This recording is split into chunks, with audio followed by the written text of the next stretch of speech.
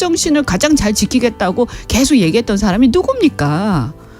아, 저는 이러면 안 되는데 왜 이러지?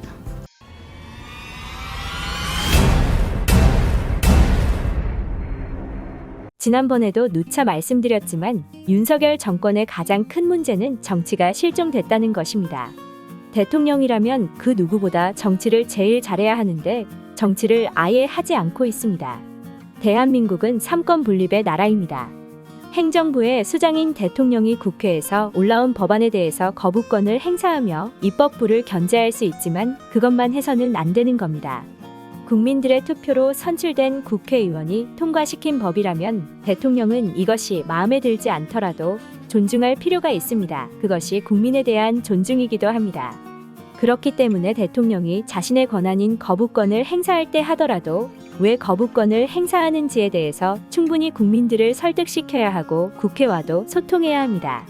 꼭 거부권을 행사하지 않더라도 수정된 법안을 요구한다던가 그런 식으로 협상을 통해서 행정부와 입법부가 서로 발전적으로 견제할 수 있도록 해야 합니다.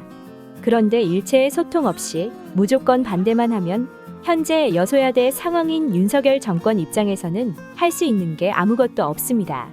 한마디로 국회도 식물 국회로 만들고 스스로도 식물 대통령으로 만드는 그런 최악의 상황이 되는 겁니다. 국민의힘 이현주 전 의원이 현재 정치가 실종된 이 상황에 대해서 작심하고 일침을 놓았습니다. 시청하시기 전에 구독과 좋아요, 알림 설정을 꼭 눌러주세요.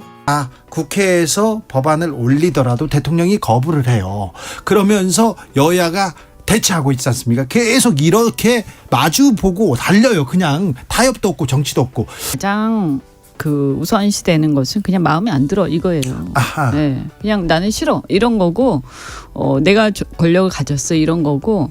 근데 문제는 뭐냐면 우리 대한민국의 헌법 정신에 의하면 삼권 분립이 있고 대통령, 행정부와 입법부와 사법부는 서로 조화와 견제를 이루어야 되는 거 아닙니까? 초등학교 2학년 때 배운 것 같은데요. 그런데 예를 들어 그래서 제2요구권 같은 경우도 그게 거부권이 아니라 제2요구권입니다. 정확하게 말하면 이런 거예요. 만약에 제2를 요구를 한다. 그럼 어떤 법안이 올라왔는데 이 부분이 정말 좀 그래. 그러면 이 부분에 대해서 제의를 좀 해줬으면 좋겠다라고 하고, 거기서 전제는 뭐냐면 여당이 재량권이 있어야 돼요. 여당이. 네. 그래서 두 여야가 합의를 해서 대안을 다시 해서 올리는 거예요. 원래 민주주의에서 예정하는 것은 그런 게 작동한다고 전제할 때죠. 그렇죠. 근데 문제는 뭐냐면 여당이 재량권이 아예 없고 그냥 대통령 입만 쳐다보고 있기 때문에 제의 요구를 하는 순간 그냥 그 법은 폐기되는 거예요. 그러니까 지금 현재 국회는 식물 국회예요. 제가 볼 때는.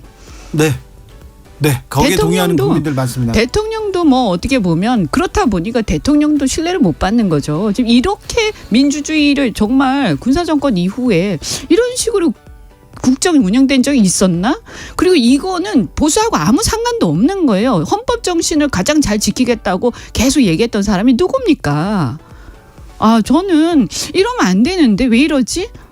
이거 나중에요. 국민의힘이 나중에 잘못하면요. 이 사태에 대해서 이 후과를 누가 책임질 거예요. 걱정이에요. 네. 상식적인 나라가 될 수 있도록 구독과 좋아요, 알림 설정을 꼭 눌러주세요.